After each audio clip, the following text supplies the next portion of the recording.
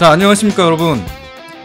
더트라 시즌3 이렇게 또 시작하게 됐습니다. 네, 저는 계략을 맡고 있는 제이크고요. 네, 전 릭입니다. 네, 전 짐입니다. 네, 모두 반갑습니다. 자, 오늘 뭘 할지 굉장히 고민을 많이 했는데 뭐 얘기가 많았죠. 파묘를 할까 해서 다 파묘 보고 오셨고, 근데 뭐 파묘 마찬가지로 할 얘기가 많아요. 그쵸? 근데 모르겠어요. 그거 언제 할지. 그리고 듄 해달라고 소개를 받았는데, 추천을 받아서 제가 보고 왔는데, 듄은 우리 셋이서 얘기하면 한 이틀 동안 해도 안 끝날 것 같아.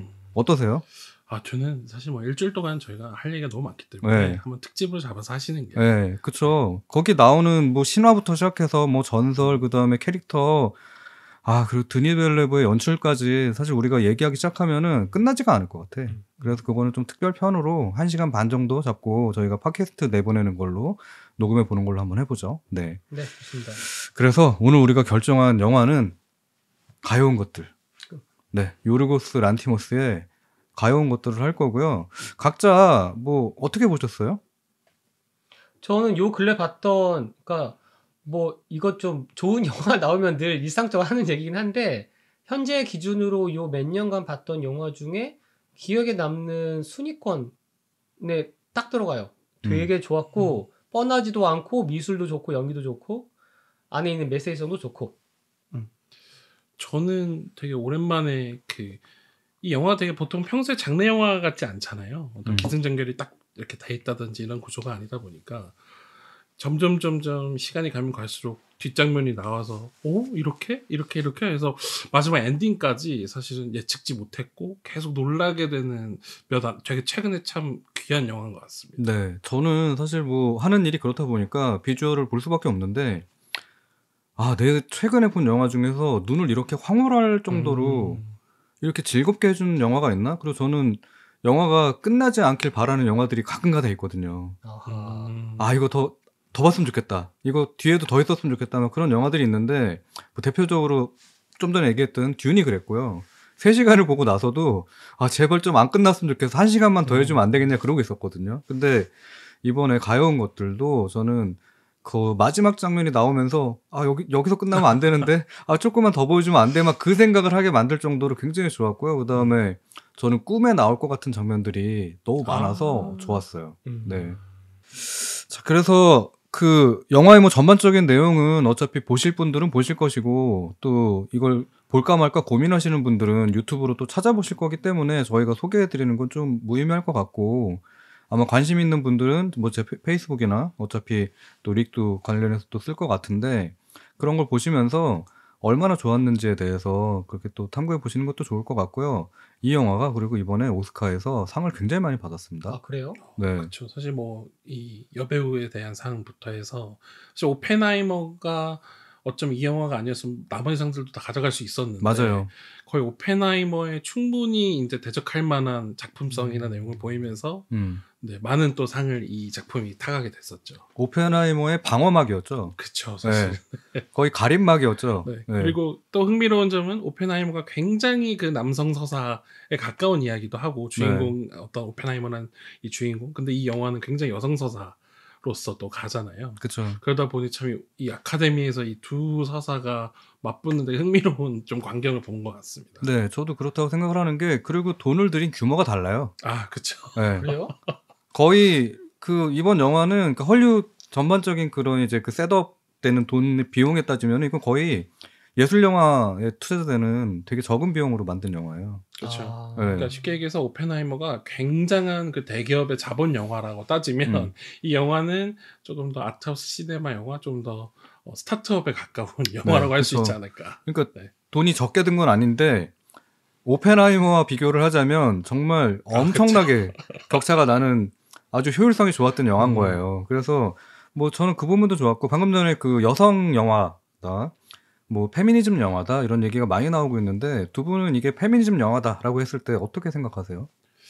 우선은 사실 제가 되게 놀랐던 지점은 이 이야기의 원작이 사실 30년도 더 된 소설이었다는 점이, 이 30년 전에 이 여성주의에 대해서 어떤 이 한 인물을 가지고 이렇게 이야기를 다룰 수 있었을까? 네. 그때만 해도 사실은 지금처럼 그런 이야기를 하는 게 쉽지 더 않았을 텐데 그런 점이 되게 흥미로웠었고 충분히 지금 시대에 굉장히 세련되게 여성주의를 가장 세련되게 얘기할 수 있는 작품으로 나온 작품이 아닐까라고 그렇죠. 생각이 듭니다. 네. 링님은 어떻게 생각하세요? 제가 봤던 그 여러 유튜브 리뷰 중에서 제가 이제 되게 이렇게 볼 수도 있겠구나라고 공감했던 지점이 이거를 인간과 AI의 관계로 AI 요? 설명을 하더라고요. 네. 그래서 이제 사실 좀 폭넓게 보면 페미니즘 영화 어떤 그 요소가 분명히 있죠. 근데 저는 휴머니즘 영화라고 좀 보였거든요. 거기에 이제 지금 시대의 휴머니즘은 인간과 인간 사이들끼리 벌어지는 일뿐만 아니라 여기에 이제 AI라고 하는 제3의 존재 아직 얘가 어떤 뭐 자의식으로 갈지 아닐지 모르지만 여하튼 간에 태어나서 그러니까 우리가 인류가 생겨난 다음부터 또 다른 인류가 아니라 전혀 다른 존재하고 소통할 수 있잖아요. 뭐 그게 저희의 뭐 어떤 되게 뭐 어떤 환상일 수도 있겠지만 그런 의미에서의 좀 필요한 휴머니즘 영화가 아니었나 생각도 듭니다. 휴머니즘 영화다. 페미니즘보다는 휴머니즘이었다. 페미니즘도 있다. 하지만 네. 그쵸. 그러니까 저는 그 AI와 인간이라고 하는 그 얘기를 듣는데 딱 드는 생각이 그럴 수 있겠다. 왜냐면 AI가 처음에 그 학습을 하는 게 머신러닝을 하잖아요. 굉장히 많은 정보를 흡수를 해가지고 그걸 자기한테 체화시켜서 어떤 방식으로 대화를 나가야 되고 어떤 답을 내놔야 될지에 대해서 과정을 겪게 되는데 여기서 나오는 주인공인 벨라 백스터가 겪는 그 과정들이 어떤 데이터를 받아가지고 어떤 결과값을 내느냐에 대해서 아주 명백하게 나와요. 그렇기 때문에 AI와 인간이라고 하는 부분에 대해서는 저도 굉장히 많이 좀 이해가 되네요. 그리고 뭐 저는 이제 두 번째로 좀 생각나는 게 아주 고전이죠. 플랭켄슈타인. 네, 첫 장면에서 벨라 백스터가 피아노를 치잖아요. 그러고 나서 왜 저렇게 치고 있지? 라고 하는 그 장면에 넘어가면 굉장히 기괴한 얼굴이 한 명이 나와요. 그렇죠. 그 벨라 백스터의 아버지인 거죠. 가드윈. 네, 그러니까 가딘이라고 하는 갓이라고 하죠. 거기서는 그러니까 신인지 아니면은 그냥 의사인지에 대한 구분이 좀 명확하지가 않죠. 그 벨라한테는. 왜냐면 자기를 만들기도 했고 그다음에 이름도 그랬기 때문에. 근데 신의 모습이 굉장히 기괴하게 나오죠. 그러니까 마치 그 플랭켄슈타인에서 나오는 사실 그 플랭켄슈타인은 플랭켄슈타인 박사 이름이라서 걔는 멀쩡하죠. 근데 만들어낸 괴물이 몬스터가 그 얼굴이 좀 이렇게 많이 조각나 있는데 그 모습을 하고 있는 사람이 오히려 거꾸로 전복돼서 이제 그 박사로 나오죠. 그 장면이 저는 이제 보면서 오히려 초반에는 프랑켄슈타인을 조금 오마주하거나 그러지 않았나라고 생각을 했는데 후반으로 갈수록 거기에서 좀 많이 궤를 달리하기 시작하거든요. 그래서 그 장면이 좀 많이 생각이 났어요. 생각나는 작품 뭐 딴 것도 없으셨어요? 저 같은 경우는 이게 아무래도 그 아버지가 어떤 여성 피조물을 만든 이야기다 보니 아무래도 어렸을 때 봤던 그 총몽 만화가 가장 좀 직관적으로 떠올랐었죠. 그러니까 이렇게 총몽이라고 하면 요즘 20대, 10대 여러분들은 모르실 것 같고 영화가 있습니다. 네, 이제 그 알리타 배틀엔젤이라는 그렇죠. 알리타 배틀엔젤이라고 하는 게 있죠. 네. 근데 알리타 배틀엔젤에 대해서 이제 후반에 가야지 나오는 스포일러인 거죠. 그러니까 누군가 만들었다고 하는. 그렇죠. 그렇죠. 그거에 따르면 사실 그것도 참 많이 좀 생각이 나긴 하네요. 네. 네, 그래서 아무래도 전 초반부에 그 결국은 나중에 어떤 아버지보다 더한 존재가 되는 것까지 보면서 되게 그런 모티브가 어떤 총몽도 이런 데서 이 모티브를 따왔을 수도 있겠구나라는 생각이 들더라고요. 네. 그리고 저는 되게 신화적이라는 생각을 많이 했어요. 그러니까 요르고스 란티모스의 특징이 그리스 출신의 감독이고 그리스 출신의 감독이다 보니까 아주 전 세계에서 가장 유명한 그 설화의 나라잖아요. 전설과 설화의 나라잖아요. 신화의 근본의 나라죠. 신화 정말. 근본의 나라죠. 그러니까 신화 근본의 나라는 건 무엇이냐면 유럽과 그 서양 문화의 아주 근본적인 그 신화를 아주 체화된 상태로 아주 학습이 된 상태로 자랐다는 사람이란 거예요. 근데 랍스터 볼 때는 그런 느낌이 좀 그렇게 강하지 않았다가 저는 그 킬링 디어를 보면서 이게 뭐지? 그러면서 봤거든요. 그 킬링 디어 보셨어요 혹시? 못 봤어요. 못 보셨어요? 그 킬링 디어를 보면은 되게 말도 안 되는 것 때문에 신벌을 받아요 주인공이. 그러니까 그냥 나는 네가 마음에 들었고 우리 엄마랑 잤으면 좋겠어. 근데 그걸 거부하거든요. 그리고 신이 얘를 그 주인공 굉장히 마음에 들어하는데 주인공 자꾸 의심을 해.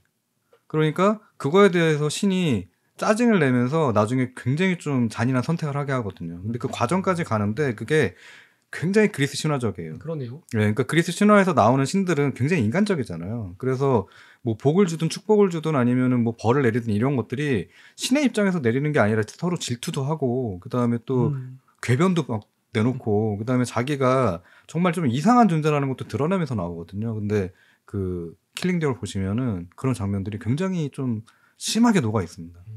그래서 요르고스 란티모스 영화에서 저는 핵심이 되는 게 그 그리스 신화라고 생각을 하거든요. 근데 방금 전에 얘기하셨던 총몽도 그렇지만 왜 피그말리온 신화라고 있잖아요. 자기의 피조물을 사랑했던 그 한 인물이 나오는 그런 신화도 생각이 나고 그다음에 오디세이. 오디세이가 생각난 건 보통 이제 영웅들이 자기의 집을 떠나면 계속해서 뭔가의 여행을 겪게 되고 그 여행에서 돌아왔을 때 자기의 아버지를 이길 수 있는 존재로 다시 태어나잖아요. 또는 이제 만약에 그 신의 아들이었다. 그러면 이제 신을 이길 수 있는 힘을 갖게 되잖아요. 근데 그걸 봤을 때 저는 이제 그 벨라 백스터의 여정과 여러 가지의 그 상황들이 그런 영웅 신화하고도 굉장히 많이 맞물려 있지 않나라는 생각이 좀 들었거든요. 어떠셨어요? 같은 의미에서 저는 피노키오가 떠올랐거든요. 네. 그러니까 이제 처음에 이게 프랑켄슈타인 이야기에서 사용했다라고 들어서 이제 그걸 기대하고 봤는데 의외로 제가 떠올렸던 거는 가장 많이 떠올랐던 거는 피노키오였어요. 기본적으로 하나의 어떤 인물에 의해서 창조된 피조물이 처음에 아무것도 모르는 무지의 상태에서 세상과 맞닥뜨려 가고 그 과정에서 수많은 인물들과 경험들을 하게 되잖아요. 그리고 성장을 하죠. 물론 당연히 피노키오보다는 훨씬 더 어른적인 여러 가지 경험을 하게 되는데 그래서 다시 원래 자기가 태어났던 집으로 돌아오는데 그 이전과 새로 돌아온 자기 자신은 완전 다른 사람이죠. 그래서 어쩌면 약간 벨라 백스터라고 하는 인물의 어떤 성장기를 옆에서 지켜보는 재미도 있었던 것 같아요. 네. 그 사실 처음에 떠날 때의 벨라 백스터는 아이였지만 돌아올 때는 거의 성인이 돼서 돌아오죠. 어지간한 어른보다 낫지. 그죠. 네. 거의 사실 현자에 가깝게 묘사되는 그쵸. 측면이 되게 네. 흥미로웠었어요. 맞아. 근데 저는 그 과정도 되게 재밌었어요. 그러니까 그걸 깨달음의 과정이 중간 과정까지는 굉장히 자극적으로 나오잖아요. 그러니까 성적인 경험을 통해서 얘가 성장하는 걸로 나오다가 결국 얘가 깨달음을 얻는 건 어디였냐면 파리에 있는 매음글이었어요. 그렇죠. 파리에 있는 매음글에서 뭘 깨달았냐면 얘는 몸으로 깨달은 게 아니라 책을 보면서 깨달아요. 그렇죠. 그리고 그 책을 준 사람이 누구였냐면 제가 가장 좋아하는 장면이었던 그 선상 장면에서 예, 또 할머니께서 그 할머니 여사님이 주시죠. 자꾸 책을 주죠. 읽어보라고 라고 하면서. 근데 그냥 읽어보라고 했을 때 그냥 넘어갈 수도 있었는데 얘는 거기서 자꾸 뭔가의 깨달음을 얻죠. 그래서 아 정말 뭐 이거는 되게 뭐 계몽적이긴 하지만 책을 봐야 된다는 거에 대해서 이렇게 돌려서도 얘기할 수 있구나 싶어가지고 근데 뭐 저도 이제 나이가 들어가면서 점점 느끼는 건 뭐냐면 모든 진리는 오래전에 나온 책에 많이 담겨 있어요. 또 그렇다 보니까 그걸 동의할 수밖에 없더라고요. 그리고 제가 되게 흥미롭게 봤던 건 그 말씀하셨던 선상에서의 그 이제 자기보다 더 나이가 많은 어떤 여성 그 이제 그래서 그 여사님의 막 머리를 만지는데 전혀 여사님이 화를 내지 않으면서 너의 머리는 되게 비단결 같구나 하는 그런 어떤 되게 관대한 네. 모습을 보이신 모습과 또 되게 흥미롭게 봤던 그 매음굴의 이제 우리 사장님 이 사장님이 진짜 뭐 최고야 이건 진짜. 정말 자본주의의 스승이다. 어떻게 너가 이 험난한 자본주의 사회에서 살아남아야 하는지 어떻게 해야 선택을 받는지 결국 생존에 대한 이야기를 정말 뭐 되게 잔인했지만 그 이야기들이 결국 사장님께서 그 아이에게 알려주는 그 과정이 네. 마치 제가 사회생활하면서 사실 배운 거가 다름이 없다라는 느낌이 맞아요. 굉장히 네. 들더라고요. 게다가 저는 중간에 한번 사기칠 줄 알았거든요. 그쵸. 되게 나쁜 인물처럼 되게 맥커핀 있는 느낌이 있죠. 나는 뭔가 뒤통수 한번 칠 줄 알았는데 아닌 거야. 네, 끝까지 사실은 뒀죠. 끝까지 믿어주고 네. 끝까지 어쨌든 도와주는 인물인 거예요. 그래서 이거 보면서 저렇게 캐릭터를 저렇게 정식으로 정파에 뭔가 그 흐름으로 가도 이게 깨지지가 않는구나. 그러니까 정말 좋은 얘기는 변칙적으로 쓰지 않아도 괜찮구나라는 걸 저는 이번에 되게 많이 느꼈어요. 그래서 그 매형굴의 사장님이 나중에 이제 그 속옷만 입은 상태에서 온몸에 그렇죠. 운신이 나오는 네. 장면이 마치 저는 정말 이 성경을 마치 이렇게 세고 있는 마치 진리를 깨달은 사람의 어떤 이미지를 보여주는 어떤 미장센이 아니었나. 네. 그러니까 그런 생각도 들더라고요. 그리고 사실 뭐 성경에 보면은 선지자가 나오기 전에 항상 광인이 나오잖아요. 예언자들 모두 다 광인이잖아요. 그러니까 이제 곧 내 뒤에 선지자가 올 거야. 그렇죠. 그러니까 메시아가 올 거야라고 하는 선지자인 거죠. 이 메시아를 얘기를 할 때 대부분 그 사람들은 광인으로 표현이 되거든요. 근데 난 그 장면을 보면서 뭔가 되게 성스럽게 보였어. 그러니까 어떻게 보면 되게 추한 장면이에요. 그러니까 그 나이든 몸에 굉장히 좀 빽빽할 정도로 그쵸, 좀 징그러울 문신이 정도로 그 타투가 있는데 그 장면과 굉장히 이제 좀 깨달음을 얻어가서 이제 성녀에 가까운 모습으로 변해가고 있는 벨라 백스터를 보여주면서 굉장히 극적인 그 화면을 보여주거든요. 그래서 그 장면을 보면서는 저는 되게 좀 성스럽다라고 하는 그 정도의 느낌까지 받았어요. 그래서 되게 재밌는 지점들이 이 영화에서의 남성 캐릭터들은 제가 많이 봤던 그 홍상수 영화에 아, 그쵸. 굉장히 찌질한 네. 남성들이 계속 반복돼서 이 주인공의 수많은 시련들을 주고 하지만 이 여성 주인공의 주변에 있는 수많은 여성들이 서로 연대해 가면서 예를 들면 그 냄새나는 어떤 손님을 맞이한 다음에 어떤 동료가 와서 향기가 나는 이제 손수건과 그 디저트를 주면서 얘기하잖아요. 네. 이런 것들이 너한테 도움이 될 거야. 그러니까 그런 측면들이 되게 이 여성을 누가 시련을 주고 누군가가 도움을 주는가라는 얘기가 되게 단적으로 그렇게 나오기 때문에 그쵸. 사실 굉장히 반성을 하면서 보게 된 작품이었습니다. 저는 또 벨라 백스터하고 좀 많이 공감이 된 게 저는 사실 똥인지 된장인지 그걸 그냥 보고만은 넘기는 사람이 아니거든요. 난 무조건 찍어 먹어봐야 되는 사람이거든요. 경험주의자라서. 그러다 보니까 뭐 사실 제가 상처도 많이 받고 뭐 손해도 많이 보긴 하지만 저한테 정말 중요하게 남은 건 뭐냐면 경험이거든요. 근데 벨라 백스터한테 가장 필요했던 건 경험이었어요. 그렇죠. 그래서 그런 이제 손님의 다양함이 있잖아요. 정말 중간에 말도 안 되는 그 손님이 나오던데 자식들을 데리고 와가지고 성교육을 하는 네. 손님까지 나오던데 이제 그런 거를 보면서 벨라 백스터는 근데 그 장면에서도 굉장히 다정하고 그 상황 자체를 즐기죠. 근데 그런 걸 보면서 얘는 이거에 대해서 추함과 성스러움과 뭐 이런 거에 대한 구분은 아직까지 없구나. 왜? 모든 것들이 경험이기 때문에 게다가 내가 돈을 받을 수 있는 경험이야. 라고 생각을 하기 때문에 되게 순수한 입장에서 본다면 모든 것들이 선하게 구분이 굉장히 힘들겠구나라는 생각이 들더라고요. 그래서 저는 뭐 이런 말 하면 그렇겠지만 몸을 보기 위해서 그게 좋았다는 게 아니라 나는 그 매운굴 장면? 그 장면들이 오히려 저한테 되게 통찰이나 깨달음을 주는 장면들이 많아가지고 굉장히 좋았었어요.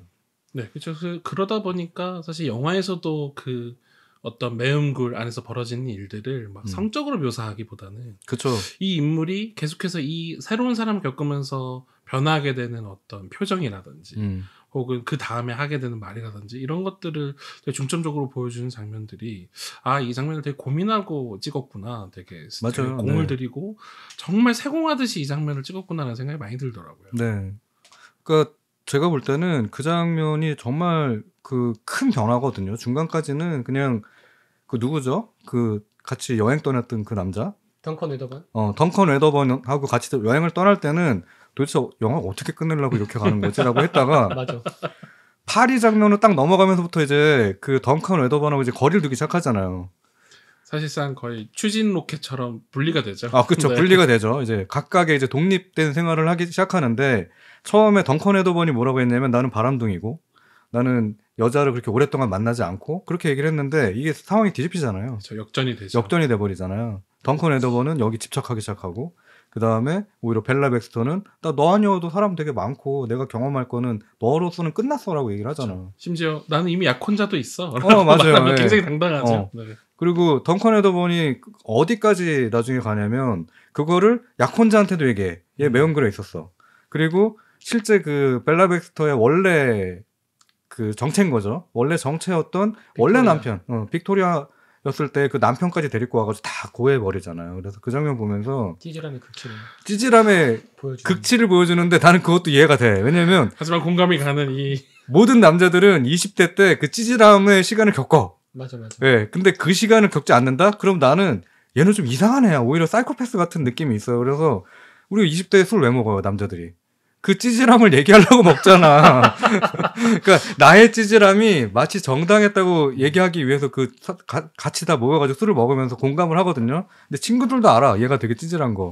근데 같이 공감을 해줘. 왜? 나도 그런 경험을 다 하거든요. 그래서 그 덩컨 웨더번을 보면서 과연 그냥 이렇게 웃고 넘어갈 캐릭터인가라고 생각할 때는 웃고 넘어갈 캐릭터는 아닌 거예요. 왜? 여자분들 잘 모르지만 남자들은 그 찌질한 시기가 있고요. 덩컨 웨더번처럼 굉장히 그런 찌질한 모습을 보여주는 그런 장면들이 항상 인생 중에는 언젠간 있어요. 이거 20대 안 겪잖아요. 그럼 30대 겪고요. 정말 추하지만 30대 이걸 겪지 않은 사람들은 40, 50대 겪어요. 그러니까 오히려 제가 볼 때는 그런 이제 덩컨 웨더번이라고 하는 캐릭터가 들어갔다는 건 그냥 뭐 페미니즘 영화라고 따지더라도 그 남성들의 조금 우매함이나 그렇죠. 그 찌질함을 같이 좀 부각시켜서 보여주기 위해서 장치적으로 넣지 않았나라는 생각을 했어요. 네. 그리고 사실 이 영화가 이 여자 주인공이 당하고 있는 상황을 보는 것이 사실 그렇게 유쾌하지는 않거든요. 맞아요. 그러다 보니 결국은 이 남성 캐릭터가 가지고 있는 굉장히 우매함이라고 표현하셨는데 그런 우매함이 가진 되게 블랙 코미디스러움으로 계속 이 영화를 끝까지 볼 수 있게 좀 중화를 시켜주는 역할을 되게 잘하고 있지 않나라는 그렇죠. 생각이 들더라고요. 닉님은 어떠셨어요? 그 파리의 모습들 보면서? 파리. 그러니까 저는 이제 기본적으로 덩컨 웨더번이라고 하는 캐릭터가 되게 중요한 역할을 차지하고 있다고 생각하고요. 처음에 이제 관계가 역전되잖아요. 말씀하시는 것처럼 처음에는 되게 뭔가 멋있고 자기 주도적이고 유혹하고 리딩하고 하는 역할인 거죠. 그러니까 이제 그 전에 벨라한테는 이 사람이 뭔가 저 위에 있었던 존재였단 말이죠. 그러니까 이제 실제로 말하는 것처럼 집안에 자기 어떤 뭐 되게 뭐랄까 약간 피앙세나 그 다음에 자기의 아버지 갓윈이 반대해도 나 저 사람하고 안 가면 다 평생 미워할 거다라고 얘기할 만큼 맞아. 빠졌단 말이죠. 그런데 그 모습 또한 사실은 많은 여자분들 내지는 뭐 저희의 그 20대 때 있었던 모습 중 하나일 것 같은데 여하튼 간에 넘어가서 여성의 찌질함도 나오죠, 사실은. 나오지. 네. 나오지. 그런데 이게 재밌는 게 시간이 가면 갈수록 관계가 점점 역전되더니 그 아마 이제 그 모두 기억하실 텐데 파리에서 나오는 그 장면 막 벨라라고 막 외치잖아요. 너 아직도 안 갔어 집에 빨리 가 했을 때 돌아와 벨라 뭐 어쩌고 하는데 로미오와 줄리엣처럼 네. 매달리죠. 그때는 벨라가 위에 있죠. 네. 그 다음에 그 덩컨 웨더번이 아래에서 하고 막 끝까지 찌질하게 하잖아요. 맞습니다. 그 관계를 만들어 나가는 되게 역동성을 일으키는 캐릭터여서 전 되게 좋았어요. 그런 측면에서 되게 인간적이었다. 이 생각 들긴 합니다. 저는 웨더번에 나중에 공감이 많이 된 게 전 정말 몰입해서 봤거든요. 웨더번한테. 아, 네. 그러니까 막 그 벨라의 성적 욕구는 넘치잖아.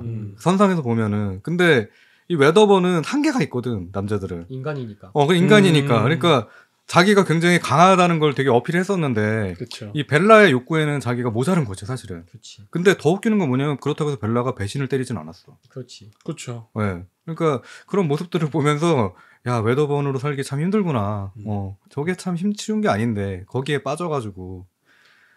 그래서 그 역전이 되는 그 가장 중간이 되는 지점을 저는 결국 그 덩컨 웨더번이 가지고 있던 그 재산을 잃어버리면서 그쵸. 라는 이 딱 그 변곡점을 향해서 그 자본에 대한 그 주인공이 자본을 갖게 되고 자신을 굉장히 자본과 수많은 경험을 주던 존재가 거지가 되면서 그쵸. 그 역전되는 거에 대한 메타포가 되게 잔인하면서 공감이 많이 되더라고요. 그쵸. 그래서 그 릭님이 아까 얘기하셨듯이 가장 그 기억에 남는 장면이 뭐라고요? 그 알렉산드리아에서 거기 보면은 그 덩컨 웨더번 외에 선상에서 두 명의 친구를 만들잖아요. 그쵸. 한 명이 해리라고 하는 되게 그 흑인이고 되게 시니컬리스트로 나오죠. 아나키스트로 나오죠. 네. 냉소주의자. 냉소주의자죠, 진짜. 그리고 이제 아까 얘기하셨던 그 푸근한 할머니가 나오시는데 그 냉소주의자가 세상을 좀 너한테 보여주겠다라고 하면서 밖으로 데리고 가는데 사실 참고로 그 장면의 미장센이 너무 좋아요. 맞아요. 네. 너무 좋은데 거대한 하나의 좀 초현실주의 작품처럼 보였어요. 그 아래에서는 하층민들이 애기들이 죽고 있고 막 굶주리고 있고 하는 모습이 있고 위에서는 부자들이 완전 다른 레벨에서 그냥 유유자적하게 티타임하며 즐기고 있는 거죠. 그리고 그 아래 내려가는 계단은 끊겨 있어 또. 그런데 이제 그 장면이 너무 인상적이었고 현대 자본주의의 일면을 되게 잘 보여주고 있다. 그러니까 어찌 말하면은 그 벨라라고 하는 캐릭터는 그전에는 그냥 휘날락거리면서 당연히 세상에 알 수가 없으니까. 그런데 처음으로 그걸 맞닥뜨리고 내려가려고 하죠. 하지만 그대로 놓아줬어도 내려갈 수 없어요. 왜냐면 계단이 끊겨 있으니까. 그쵸. 그러니까 그런 것들이 되게 느껴지는 게 많았어요. 그리고 사실 영화에서도 그 1부와 2부를 나눌 수가 있는데 뭐 전체적으로는 그 계속 나눠져 있지만 가장 큰 변곡점이 오는 장면이 그 알렉산드리아예요. 네.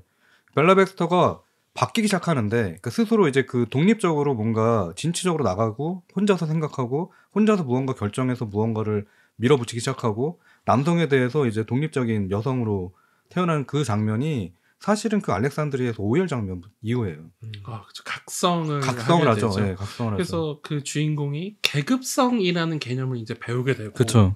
그 다음에 내가 어떻게 하면 이들을 도울 수 있을까와 그 감정적인 인간으로서 가질 수 있는 가장 원초적인 어떤 슬픔과 연민의 감정을 느낀 다음에 갑자기 급속도로 이제 성숙한 인간이 이제 돼가는 어떤 딱 변곡점이라는 그렇죠. 라고 생각이 듭니다. 그러니까 벨라 백스터는 그 전까지는 어떤 인물이었냐면 되게 본능적인 인간이었어요. 먹고 싶으면 먹고, 그릇 던지고 싶으면 그릇 던지고, 피아노 치고 싶으면 피아노 치고, 섹스하고 싶으면 섹스하고, 그렇죠.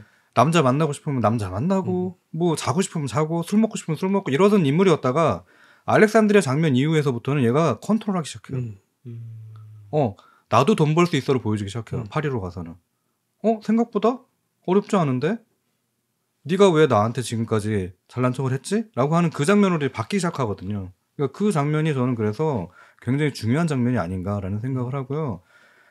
미장센으로 따져도요. 그러니까 그 화면의 그 아름다움으로 따져도 그 다리가 아니라 계단이 끊긴 그 장면은 정말 기억에 정말 오래 남을 정도로 정말 좋았어요. 저는.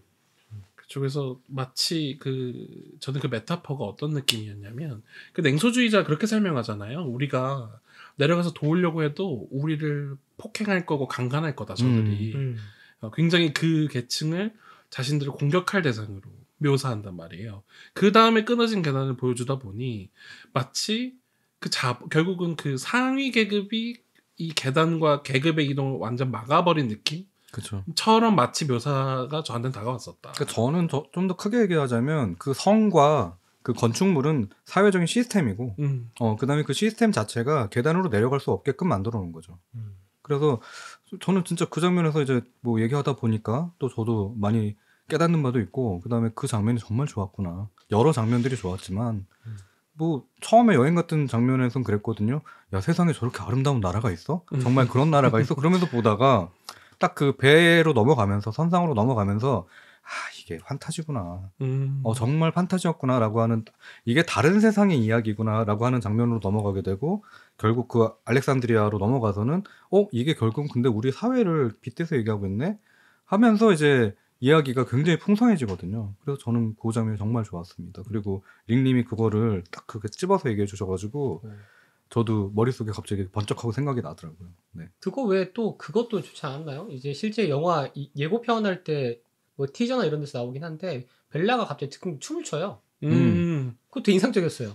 그러니까 진짜 자기 추고 싶으면 춤추는데, 근데 거기에서 더 백미였던 거는 덩컨 웨더번이 끼려고 어떻게든 중간에 뒤쳐다니면서 자기로 끌어들이고 벨라는 만들고 가는데도 이렇게 하려고 하는 게, 그때부터 관계 역전의 어떤, 그러니까 딱 그 장면이 메타포인 것 같아요. 이미 얘는 이제 자유스럽게 자기 한 대로 이제 뭔가 자기의 통제 밖으로 벗어나려고 하는데 막 어떻게든 잡으려고 하는 거지. 하지만 안 잡히지. 그러니까 저는 그거 보면서 제가 그 아까 얘기했듯이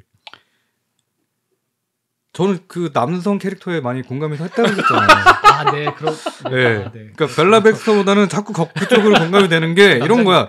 그러니까 연애를 했는데 연애를 쭉 하다가 제가 드는 생각은 얘가 왜 이렇게 변했지? 이렇게 생각을 하는데, 그래서 얘기를 하죠. 너 변했어. 나를 좀 더 대우해줬으면 좋겠어. 막 이런 얘기를 한단 말이에요. 근데 이거는 제가 40대가 돼서 똑같은 얘기를 해봤거든요. 근데 정말 웃기는 건 뭐냐면 그 사람은 변하지 않았어.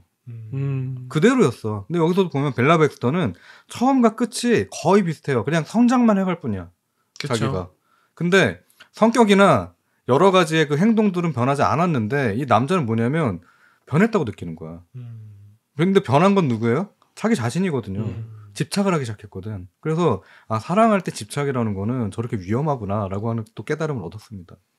거기에서 또 대비되는 인물들이 두 명 있죠. 갓윈이라고 하는 인물과 그다음에 이제 결혼 약속한 피앙세 맥스가 있는데, 어찌말하면 그 벨라 백스터라고 하는 캐릭터 자체가 처음에는 가딘이라고 하는 사람의 집에 갇혀 있잖아요. 물론 당연히 갇혀 있다기는 어렵고 보호하고 있었죠. 그냥 거기서 태어났으니까. 아기를 세상에 내몰 수는 없으니. 거의 아기 같은 존재였고. 그런데 이 아기가 나 세상 밖으로 나갈 거야 라고 하니까 그거를 반대하지만 결과적으로는 풀어주잖아요. 그래 한번 경험해봐라 그게 제가 봤을 때 갓윙과 그리고 맥스도 사실 이 전체 캐릭터에서 그러니까 여기 영화의 등장 인물 중에서 가장 변하지 않는 인물이 맥스라고 생각하는데 그 인물을 한결같이 이 벨라라고 하는 인물의 어떤 선택이나 이 캐릭터 있는 자체를 캐릭터 그 자체를 받아들여 주는 것 같아요. 그런데 그 반대되는 게 덩컨에도 보이지. 어떻게든 자기의 이거를 이렇게 좀 내 곁에 두고 싶고 얼감매고 싶고 막 그런 느낌이라서 그 캐릭터들의 대비도 전 재밌었어요. 저는 그 구조적으로 설명을 하자면 이게 천국과 그다음에 중천과 지옥을 확실하게 나눴다고 생각을 해요. 그 영화가 처음에 천국에서 시작해요. 그러니까 천국의 피조물들이 있잖아요. 그 천국의 피조물들인데 우리가 볼 땐 되게 괴상한 거야. 거기 보면은 그 뭐죠? 개닭? 네. 이렇게 표현하기가 굉장히 어려운 두 가지 동물이 합쳐져 있는. 그렇죠. 개새. 네. 개새가 나오죠. 많아요. 그리고 막 그 염소 몸에 막 오리 머리가 붙어 있다든가, 막 4발 달린 새가 있다든가, 뭐 2발 달린 개가 있다든가, 막 이렇게 막 나오는데 그걸 보면서 전 처음에 여기가 뭔가 뭐 천국이라든가 아니면 뭔가 거대한 실험장 안에 있는 무엇인가라고 하는 그런 의문을 갖긴 했는데 영화 후반으로 가면서 느껴지는 건 뭐냐면 결국 사람이 천국에 있다가 중천을 거치고 지옥으로 가는 여정이거든요, 이게. 이게 대부분 사람들이 겪는 걸 거꾸로 해요.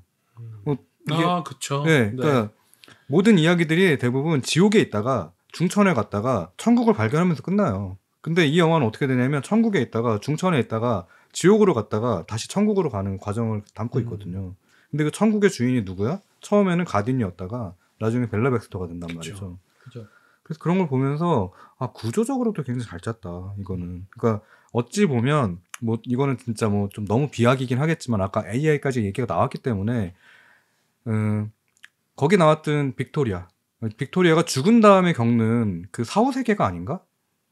라는 생각까지 저는 거기까지는 좀 생각이 가더라고요. 그러니까 사후 세계로서 처음에 이제 천국도 경험을 하고 중천도 경험을 하고 지옥도 경험을 하고 하면서 그 자신의 살아왔던 과거들을 반추하는 거죠. 그래서 오히려 저는 그 마지막에 만나는 진짜 남편 있잖아요. 뭐지? RP? 네.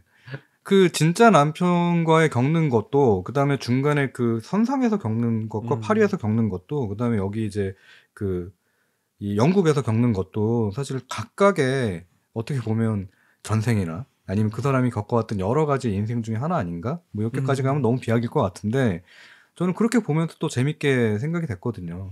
네, 아니 근데 충분히 좀 그런 메타포를 인지할 수 있는 게 그 여행을 하다가 그 주인공을 알아보는 인물들이 이제 하나씩 나타나잖아요. 네.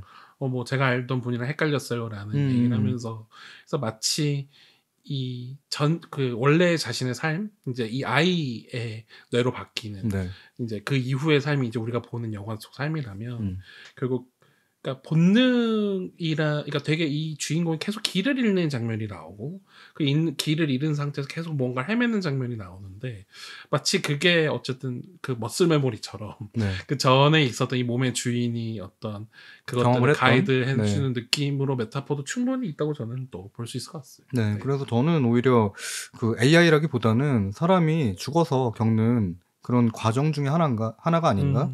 단테 신곡에 보면은 굉장히 그런 식으로 그 층위별로 구성이 돼 있고 거기에 모두 다 사람이 살고 있고 그 다음에 우리가 살고 있는 이 세상과 그다지 다르지 않다는 얘기를 하거든요. 그래서 요르고스 란티모스라면 거기까지 좀 생각하지 않았을까? 모르겠어요. 제가 너무 팬이라서 그런지 모르겠는데 우리 감독님이라면 그 정도는 해줬을 거야라고 생각하면서 좀 봤어요. 네. 그럼 이제 여기서 빠질 수 없는 캐릭터가 마지막 전남편 그쵸. RP잖아요. 어떻게 보셨어요? 마찬가지로 남성성의 전형 중에 하나죠. 네, 저는 그 장면에서 정말 놀랐던 장면이 그러니까 그래 그렇게 폭력적일 수 있어라고 했는데 중간에 그 의사랑 대화하는 장면이 나오잖아요. 그게 정말 충격적이었던 게 실제로 그런 사실이 있었다고 하더라고요. 옛날에 중세 시대에는 그 여성을 할례하는 장면. 그러니까 그쵸. 할례라는 건 뭐냐면 여성의 음액을 잘라내는 거죠. 그래서 쾌락을 느끼지 못하도록 하는 거죠. 단지 쾌락을 느끼지 않고 아이만 낳는 기계처럼 그 생각을 하는 거죠. 그렇게 만들기 위해서 그 작전을 짜는 장면을 보면서 와, 이 새끼 진짜 또라이였구나. 그러니까 정말 갈 때까지 간 놈이죠. 따지고 보면. 왜냐하면 이 주인공의 아버지는 사실은 칼질로 죽은 생명도 다시 살릴 수 있는 정말 신의 영역까지 간 사람이라면 그래서 어떤 가치가 없고 존재의 어떤 의의가 없던 것들을 되살려내잖아요. 그렇죠. 하지만 이 여인의 원래 남편은 사실 원래 우리가 느낄 수 있는 감각조차도 제거하는 통제하려는 굉장히 그 갓윈과 되게 완전 대비되는 인물로 보이는 게 저는 그 할래 얘기를 딱 타면서 아 이런 식으로 캐릭터를 완전 대비되게 짜셨구나라는 네. 느낌이 좀 들더라고요. 그러니까 거의 거울을 보는 것처럼 거울의 반대편에 있는 아주 어두운 모습을 보여주는 것처럼 그렇게 거의 극단적으로 보여주고 있어가지고 실제로 그래요. 그러니까 갓윈은 살리는 사람이에요. 의사잖아.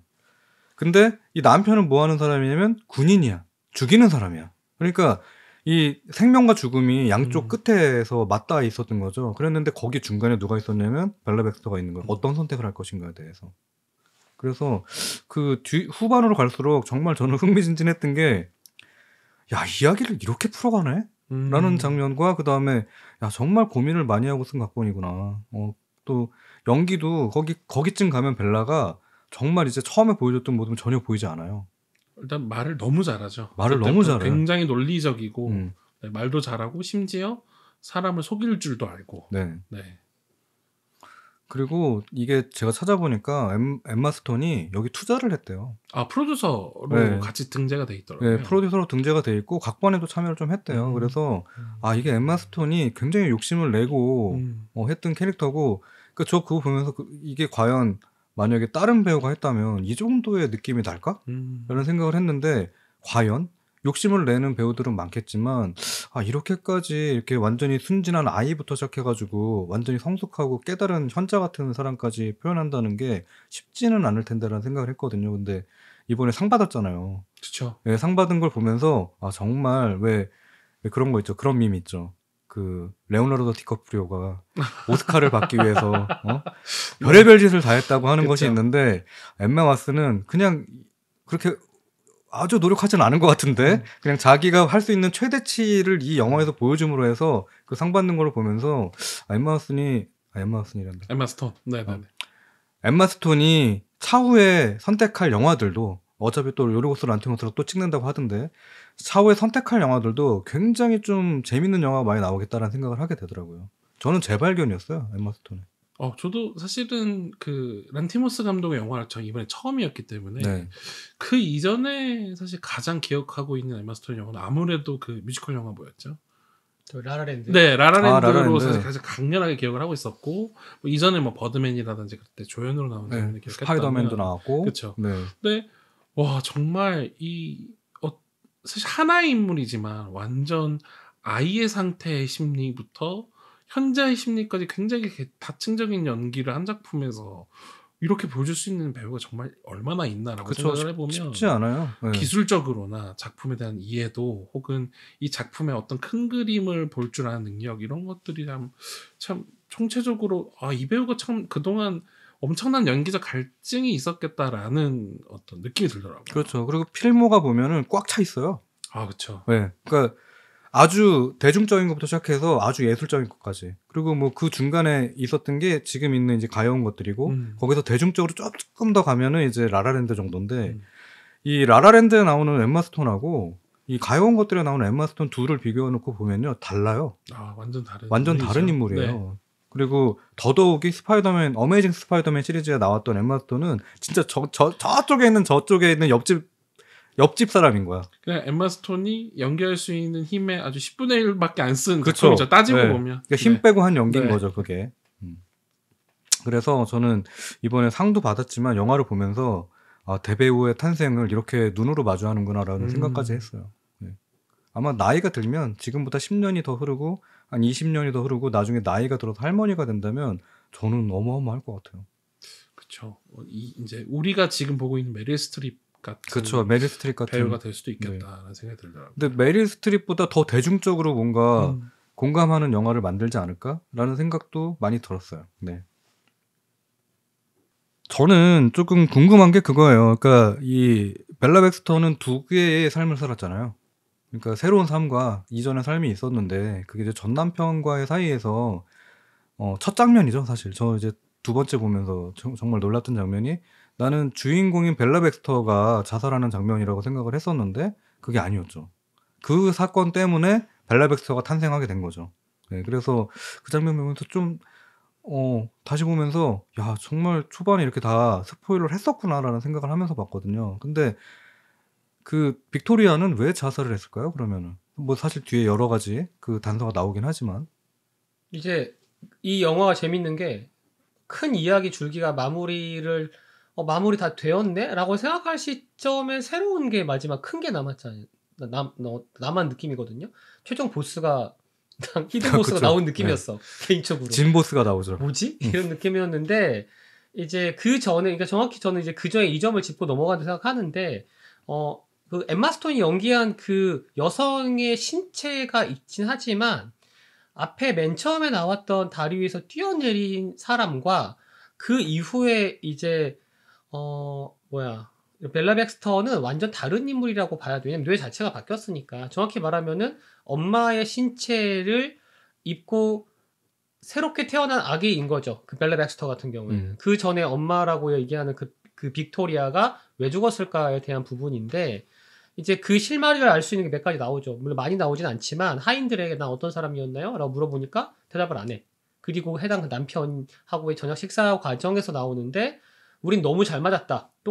나랑 똑같이 너도 되게 뭐랄까 뭐 좀 잔악하고 폭력적인 뭐 그런 캐릭터였겠죠. 우리 너무 잘 맞는 한 쌍이었어. 근데 네가 갑자기 그렇게 죽었니 난 모르겠다라고 하지만 이건 여기서부터는 제 뇌피셜이지만 사실 그 빅토리아는 그러지 않았던 것 같아요. 제가 볼 때 그 남편에 좀 많이 맞춰주지 않았을까? 그런데 자기 자신만으로는 오케이 그럴 수 있는데 새로 태어난 아이까지 이 지옥에서 이걸 살게 하는 건 아닌 것 같다. 그리고 이 해당 남편이 그러잖아요. 너가 많이 떠나면은 너를 총으로 쌀 거야. 근데 확인해야 되니까 앞에가 아니라 뒤에서 써야지. 왜냐면 확실히 떠나는지 확인하고 써야 되니까. 이런 얘기 한단 말이죠. 그렇죠. 그러니까 그 남편에서 벗어날 수 있는 방법은 죽음밖에 없던 거예요. 제가 봤을 때. 그래서 뛰어났다고 생각하거든요. 저는. 물론 이제 그 다음에 어찌 말하면 그녀의 자식이 통쾌한 복수를 하지만 네, 그래서 그게 이유가 아니었을까라고 이제 저는 뇌피셜로 얘기합니다. 사실 굉장한 지금 스포일러를 해주셨는데 스포하면 안 되는 거예요 이거? 아니 괜찮아요. 어차피 우리 처음부터 뭐 예전에 더트를 할 때도 그랬잖아요. 시즌 2, 1 할 때도 그냥 우리 스포 까고 갔잖아요. 그래서 이거 보시는 분들은 처음 보는 분들이야 놀라겠지. 근데 기존에 보시던 분들은 전혀 놀라지 않을 거예요. 그리고 저는 이 방송에서 어차피 볼 사람은 보고서 이걸 찾아본다고 생각해요. 그러니까 뭐 이거 방송 보시는 여러분들, 방송 듣는 여러분들이 여기서 놀라지 않으셨으면 해서 제가 한번 확인해 드리는 겁니다. 네. 스포 주의해야겠다 맨 앞에. 네. 그래서 저는 이제 왜 그 빅토리아라는 여성은 자살을 하였는가라는 측면에서 이제 제가 리키와 되게 달랐던 지점은 저 같은 경우는 이 아이의 존재 때문이지 않았을까였었어요. 근데 이 아이의 존재가 왜 결국은 이 남편은 여성을 할래 했는가라는 게 결국은 계속해서 나오는 이 남성 캐릭터들이 여성에게 소위 말해서 바람피지 않는 욕망을 나에게만 투영하길 바라는 그 강제성들이 계속 반복되었다 보니 어쩌면 이 내 아내의 뱃속에 있는 아이에 대해서 계속 의심하거나 계속 챌린지하지 않았나라는 것도 있지만 말씀하셨던 것처럼 사실은 이 아이의 존재가 더 크고 이 아이가 과연 이 폭력적인 이 가정 안에서 사는 것이 과연 옳을까라는 계속 질문하지 않나 스스로. 그러다 보니 결국은 죽음이 오히려 가장 모두에게 아이에게도 가장 옳은 결정이라고 생각하였고 본인에게도 가장 옳은 결정이라고 생각한 그 빅토리아가 자살하지 않았나라고 저는 이제 생각을. 근데 저는 그 장면을 보면서 또 그 전 남편이 되게 순애보 아닌가라는 생각도 했어요. 중간에 그 사람은 분명히 자기의 권력이라든가 여러 가지 상황을 봤을 때 자기 아내 죽었잖아, 사라졌잖아. 그러면 다른 아내를 데리고 올 수 있었어요. 근데 그거 안 했잖아.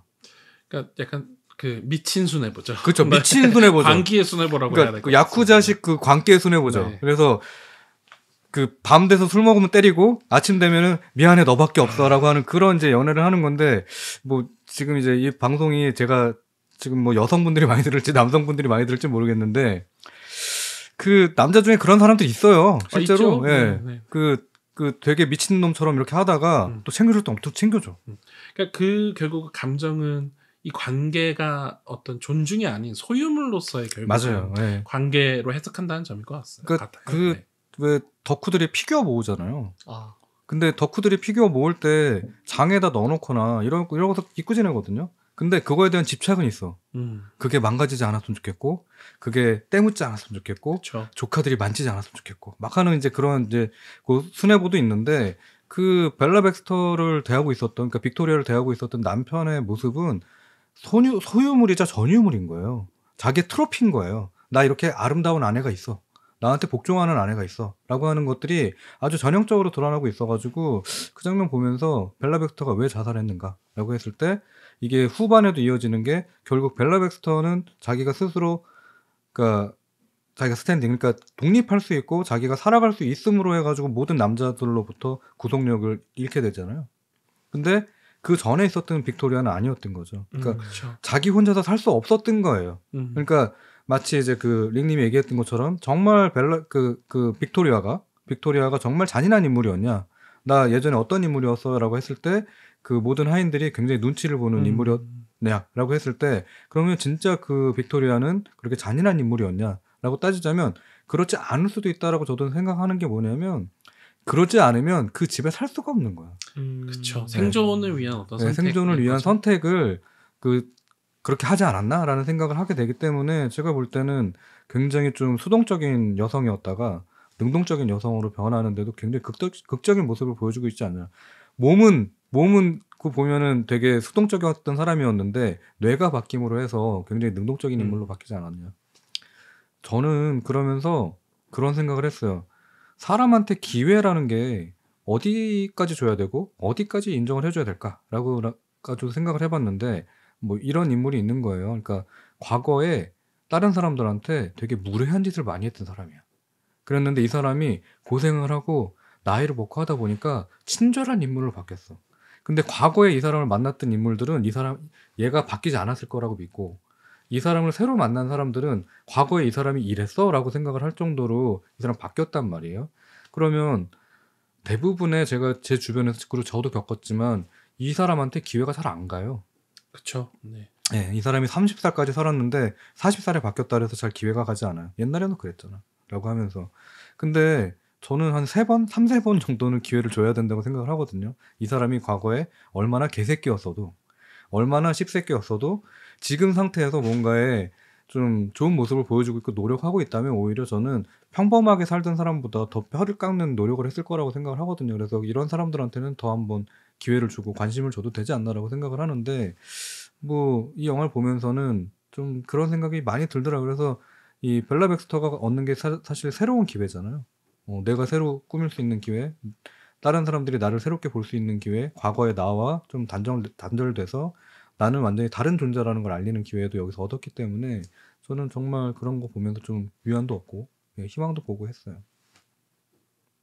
근데 사실 전 이제 여기에서 지금 이제 추천하고 좀 다르긴 한데 이런 거가 제가 이 영화 전반적인 어떤 주제는 아닌데 제가 이제 꽂혀있는 주제라서 제가 그렇게 보였나 모르겠지만 과연 어떤 인물이 진짜 그 인물이라고 하는 것이 어디에서 판단을 해야 되는가 어디에서 알 수 있는가를 저는 좀 이 영화에서 보이더라고요. 대표적으로 두 가지 정도 있잖아요. 말 그대로 그 주인공 자체 그러니까 벨라 백스터라고 하는 인물이 신체는 누가 보더라도 빅토리아란 말이에요. 신체는 그러니까 당연히 전 남편인 알피도 너 빅토리아인데 네가 지금 기억을 못할 뿐이야라고 하는 거고 그 다음에 이제 거기 선상에서 만났던 그 사람도 그 얘기를 하는 거고 하지만 얘의 정신 그러니까 얘의 존재는 빅토리아가 아니란 말이에요. 완전 다른 인물이에요. 쉽게 말해 그냥 그러니까 이전 빅토리아는 죽었어요. 그러니까 약간 그 갓 윈이 얘기한 대로 그녀의 선택을 존중한 거죠. 그리고 새롭게 태어났어요. 하지만 주변 사람들은 빅토리아로 볼 수 있겠지. 당연히 빅토리아로 알고 있는 사람은 빅토리아로 보겠지. 일단 그 인물 하나 또 하나가 알피 마지막에 염소가 되잖아요. 네. 나 거기 되게 충격적이었던 게 나는 가딘을 여기다 집어넣을 줄 알았거든. 저도 그럴 줄 알았어요. 네. 그런데 저도 그래서 처음에 충격적이었는데 생각해보면 그것 또한 갓윈이 빅토리아의 선택을 존중해 준 것처럼 갓윈이 만일 진작 자기가 나 삶을 이어가고 싶다라고 얘기했었으면 그렇겠죠. 얘기를 안 했겠어요? 존중을 했겠죠. 하지만 존중을 한 거죠. 그러기 때문에 한 거고 다시 돌아와서 어찌 말하면 RP의 형태를 하고 있는 이 되게 크리처는 염소. 뇌는 염소인데 어. 신체는 알피고 그러면 얘는 무엇인가? 사실 이제 우리 모두 답을 알고 있죠. 그러니까 거의 신체랑 상관없이 이 어떤 핵심을 이루고 있는 마인드, 의식적인 존재가 곧 그 사람을 규정하는 거다라는 생각은 드는데 그 지점에 대해서 전 많이 생각을 좀 하게 되더라고요. 네. 자, 그렇다면 이제 어떤 분한테 추천하고 싶은지 좀 얘기를 하고 마무리를 하면 좋을 것 같아요. 그러니까 저부터 얘기할까요? 네. 네, 저는 30, 40대 남성 찌질한 여러분들 이 영화 꼭 보셨으면 좋겠어요. 네, 아까도 얘기했지만 모든 남성은 찌질과 관계 시절을 겪습니다. 네, 그러니까 이 영화를 보면서 자기의 찌질함이 어디까지 갔었는지 다시 한번 확인해 보시길 바라겠고요. 그 다음에 당신의 찌질함이 누구한테 피해를 주냐면요, 당신의 연인과 당신 주변에 있는 여성들한테 피해를 줍니다. 그러니까 저는 뭐 그 페미니스트 여러분들이 그런 얘기를 하잖아요. 남성들은 잠재적인 범죄자다라는 얘기를 하잖아요. 그거보다 조금만 수위를 낮춰서 남성들은 잠재적인 찌질하다. 그 정도로 안 가도 그냥 찌질인 네, 것 사실 뭐 같은데. 보이긴 하지만 아니 근데 그런 거 있어요. 되게 스마트해 보이고 그렇죠. 되게 좀 젠틀한 사람도 연애해 보면 알겠지만 그쵸. 찌질한 면이 드러난다니까요. 그러니까 없으면 오히려 굉장히 위험한 네, 일 수도 있어요. 저는 없으면 사이코패스라고 네. 생각해요. 남성이 찌질하지 않다? 그건 사이코패스야.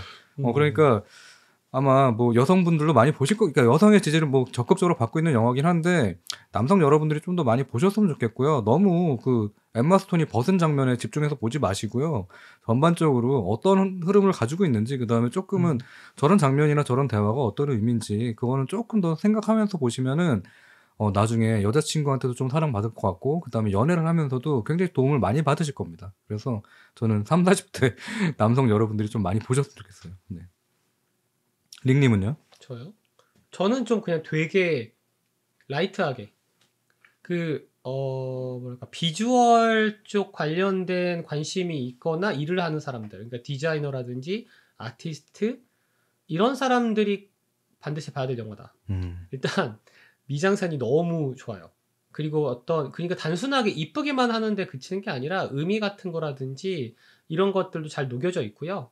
이게 왜 빨간색이고 이게 왜 녹색이고 하는 거에 대한 이유도 충분히 고민하고 만들어진 게 저는 이제 느껴져서 그거는 반드시 권하고 싶네요. 이 영화 심지어 앞에 처음에 시작할 때부터 마지막 끝날 때 엔딩 크레딧까지 멋있어. 맞아. 마지막 엔딩 크레딧 꼭 보세요. 게다가 중간에 이 부가 나눠져 있잖아요. 네. 챕터가 나눠져 있잖아요. 와. 그 챕터 나눠져서 넘어가는 장면에서 나 진짜 넋을 잃고 갔어. 그 끝내죠. 장면조차도 굉장히 공을 들였죠. 그렇죠. 뭔가 진짜 그 환상으로 보여주고 싶은 장면들을 거기 그냥 딱 압축해서 넣어버리잖아요. 그리고 마지막에 엔딩 크레딧 저 끝까지 보고 나왔어요. 저도 와, 정말 좋았습니다. 네. 지민은 어떠셨어요? 누구한테 추천하고 싶어요? 저는 제가 지금 7살 차이 나는 여동생이 있는데 네. 이제 28인 거죠. 근데 정말 그 30대를 이제 30대가 곧 돼. 이제 막 사회생활을 시작한 제 여동생이 그냥 보고 그냥 되게 힘냈으면 좋겠다. 이 영화를 보고. 맞아요. 그냥 그러니까 참 이런 것 같아요. 저는 이 영화에 그래서 한 줄 요약을 하자면 여전히 삶은 아름답다. 그리고 우리는 이걸 충분히 아름답게 만들 수 있다. 라는 어떤 지점으로서 제 여동생이 보고 그냥 참 좋은 어른이 됐으면 좋겠다. 그리고 여동생이 좀 그지 같은 남자들 안 만나고 좀 잘 살았으면 좋겠다라는 모든 오빠의 마음으로서 좀 이런 좋은 영화를 네. 좀 제 여동생이 더 아무래도 20대에 더 음. 말랑말랑한 감성 또 말랑말랑한 뇌를 가지고 있을 때 보면 너무 삶에 도움이 되지 않을까라는 생각을 했습니다. 맞아요. 저도 여동생한테 추천을 했거든요. 이거 꼭 보라고. 사실 제 여동생은 40대 중반입니다. 그럼에도 불구하고 봤으면 좋겠다라고 했어요. 그리고 저는 이 영화가 정말 좋았던 점은 그 여러 가지의 사상과 여러 가지의 신화와 그 다음에 정말 많은 이야기거리를 담고 있으면서도 시종일관 시니컬하지 않아서 좋았어요. 맞아요. 그렇죠. 네. 맞아요.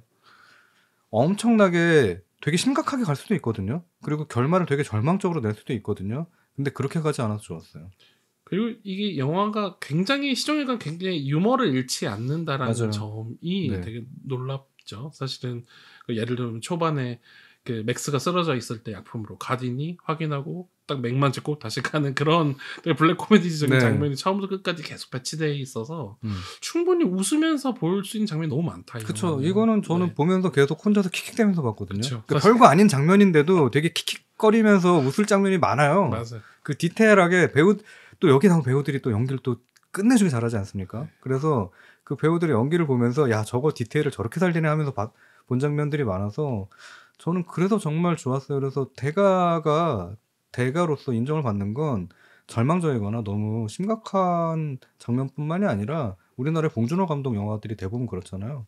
봉준호 감독이 되게 심각한 얘기를 하거든요. 계급이라든가 사회에 대해서 얘기를 하는데 영화가 끝날 때까지 한 번도 그 유머 코드를 놓치지 않고 가요. 그렇죠.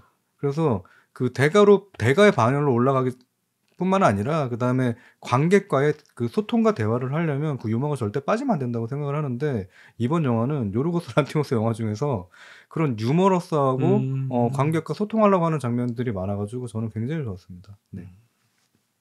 저 같은 경우에는 실제 아까 말씀하셨던 그 시니컬 하지 않아 좋았다가 저도 공감하거든요. 근데 거의 그 영화에 나와요, 그게. RP라고 하는 흑인 그 되게 회의주의자가 그러니까 너의 천진난만한 거를 마음에 안 들었어. 미안해 하고 하지만 사실은 그게 본심이었던 거잖아. 보여주는데 그 사람은 말했던 게 뭐냐면 어쩔 수 없어, 우리는. 그러니까 지극히 남자적인 야 세상은 이렇고 받아들여야 돼. 너가 몰라서 그래 이거 사. 근데 이 주인공이 멜라 백스터는 자기가 손을 뻗치는 어쩌면 자기만 세상인 거지. 그 세상은 결국 개선했단 말이에요. 그리고 이겨냈고. 그러니까 그것도 남성의 찌질함과 일종의 여성의 되게 뭐랄까 약간 여성이 가진 일종의 희망성을 대비되게 보여주는 캐릭터라서도 그것도 좋았고. 사실 그 흑인 캐릭터가 그 중이병 꼰대의 모습을 보여주고 있거든요. 개똥 철학이거든 사실 그거. 뭔지는 알 것 같아. 네. 그래서 뭐 그것도 사실 남성의 전형적인 모습 중에 하나죠. 네. 맞아요. 아무튼 그렇습니다. 네. 자, 그래서 오늘 첫 회 방송인데 이거 봐주시고 들어주시는 분들은 뭐 어떻게 들어주실지 잘 모르겠어요. 왜냐면 이렇게 케미를 맞춘 게 이제 두 번째죠. 이제 두 번째예요. 두 번째고 지민은 사실 어떻게 보면 첫 번째예요. 아, 그렇죠. 네. 저는 완전 첫 번째. 네, 완전 첫 번째고 릭님은 또 저희가 6년 전에 했더라고요. 정확하게는 5년 전이 아니라 6년 전이었어. 6년 전에 케미 맞췄는데 그냥 다시 하니까 전 너무 좋고 라고 해서 아마 여러분들의 많은 응원과 또 지지와 좋아요와 구독과 알람 설정이 필요할 것 같습니다. 그래서 여러분들 앞으로도 많이 관심 가져주시고요. 또 들어주시는 여러분들의 댓글이 저희한테 또 많은 또 힘이 되니까요. 댓글도 많이 달아주시고 그 다음에 주변에 많이 좀 알려주셨으면 좋겠어요. 저희가 방송을 그래도 열심히 해왔고 또 이거 말고도 앞전에 올렸던 시즌 1, 2도 또 들을 만한 게 많으니까 또 그거 들으시면서 기다리시면서 좀 들어주시면 좀 기다리는데 지루하지는 않을 것 같습니다. 자, 그래서 오늘은 이렇게 마무리를 한번 해볼게요. 또 저희가 이 방송의 순서를 보자면 한 달 뒤에 보겠네요. 방송은 그렇지. 네, 방송은 그렇죠. 방송은 그렇죠. 그런데 모르겠어요. 이게 유튜브 편집을 하면은 그렇게 한 달에 한 번씩 보게 될지는 모르겠지만 팟캐스트로 중간에 제가 좀 선회를 하면은 더 자주 뵐 수 있거든요. 그러니까 팟캐스트는 팟캐스트로 갈지도 모를 테니까 여러분들 앞으로 소식 좀 기다리면서 기대해 주시기 바라겠습니다. 자, 그럼 오늘은 여기까지 하고요. 모두 고생하셨습니다. 네, 고맙습니다. 네, 고맙습니다. 쉽지 않다. 아, 그래요? 쉽지 되게 않다. 중간에 내가 오랜만에 해가지고 진행하는 게 중간에 치고 나가거나 말을 덧붙이는 게 어디까지 해야 될지가 좀 감이 잘 안 잡혀요. 근데 또 영화가 또 워낙 할 얘기가 많은 영화여서 또 맞아요. 그런 것도 있는 것 같아요. 그러니까 더 하고 싶은데 네. 여기서 멈춰야 되니까 네, 그렇죠.